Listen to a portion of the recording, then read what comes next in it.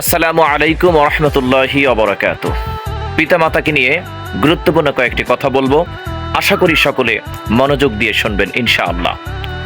পৃথিবীতে আল্লাহ এবং আল্লাহ রসুলের পরে পিতামাতারই অবস্থান, তাদের সাথে আমাদের ভালো ব্যবহার করতে হবে।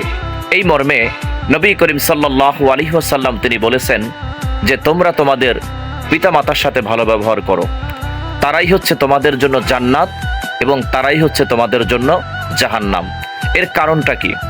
এর কারণ হচ্ছে যদি তুমি পিতামাতার খেদমত করো, ভালো ব্যবহার করো, তাহলে আল্লাহ পাক রব্বুল আলামিন তোমাকে জান্নাত দান করবেন। আর যদি তুমি পিতামাতার সাথে খারাপ আচরণ করো, তাহলে আল্লাহ পাক রব্বুল আলামিন তোমাকে জাহান্নাম দান করবেন।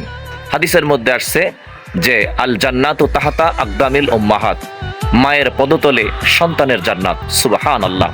আমার প্রিয় ভাইয়েরা, মায়ের পদতলে বলতে এটা নয় যে মায়ের পায়ের নিচে যদি আমি তাকাই সেখানে জান্নাত দেখতে পাবো, এটা নয়। মায়ের পদতলে মানে হচ্ছে মায়ের খুব কাছে, তার নিকটেই জান্নাত, অর্থাৎ তার খেদমত করলে, তাদেরকে ভালোবাসলে জান্নাত পাওয়া যাবে। দুঃখজনক বিষয় হচ্ছে বর্তমানে অনেকে আছেন যে আমরা আমাদের পিতামাতার সাথে আমরা খারাপ আচরণ করি, ভালো আচরণ করি না, তাদের সাথে আমরা রাগ করে কথা বলি এবং তাদেরকে আমরা ধমক দিয়ে কথা বলি। হাদিস বলতেছে যে নবী করিম সাল্লাল্লাহু আলাইহি ওয়াসাল্লাম তিনি বলেন, যেই ব্যক্তি, যেই সন্তান পিতামাতাকে পেয়েছে অথচ তাদের খেদমত করে জান্নাত কামাই করতে পারলো না, তাদের পুরো জীবনটাই মাটি হয়ে গেছে। আল্লাহু আকবার। আসলে অনেকেরই দেখা যায় যে আমরা পিতামাতার সাথে খারাপ আচরণ করি। এমন এমন পিতামাতা আছে, সন্তান এস্টাবলিশ, প্রতিষ্ঠিত, সচ্ছল, তারপরেও তাদের প্রতি খারাপ আচরণ, তাদেরকে ঘরে থাকতে দেওয়া হচ্ছে না, বৃদ্ধাশ্রমে পাঠিয়ে দেওয়া হচ্ছে। এটা আসলে দুঃখজনক বিষয়।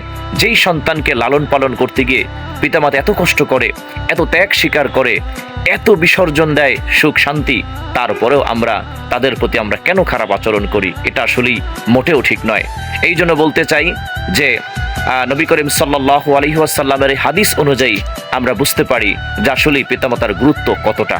আরও একটা হাদিসের মধ্যে আসছে, নবীজি বলেন, যেই সন্তান, অর্থাৎ যে সন্তান পিতামাতাকে অসন্তুষ্টি রাখে সেখানে মহান আল্লাহ অসন্তুষ্টি হয়ে যায়। অর্থাৎ পিতামাতার সন্তুষ্টি মানে হচ্ছে মহান আল্লাহ তাআলার সন্তুষ্টি, আর পিতামাতার অসন্তুষ্টি মানে হচ্ছে মহান আল্লাহ তাআলার অসন্তুষ্টি। কাজেই মহান আল্লাহকে খুশি রাখতে চাইলে, মহান রবকে খুশি রাখতে চাইলে অবশ্যই আপনাকে পিতামাতার সেবা করতে হবে, খেদমত করতে হবে। আল্লাহ পাক রব্বুল আলামিন কোরআনে এও বলেছেন যে উফফি ওয়ালা তানহারহুমা, অর্থাৎ তাদের সাথে তোমরা উফ শব্দটি পর্যন্ত ব্যবহার করো না। উফ বলতে অনেক সময় দেখা যায় পিতামাতা একটা কথা বলেছে, আমরা রাগ করে ধমক দেখে বলি উফ পারবো না, এরকমের ধিক্কারমূলক শব্দ আমরা ব্যবহার করে থাকি। এটা কখনো করা ঠিক হবে না।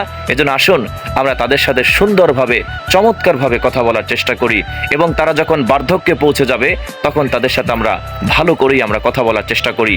এই পিতামাতা আমাদেরকে ছোট থেকে বড় করতে গিয়ে জীবনে কত কষ্ট করে, জীবনে কত ত্যাগ স্বীকার করে।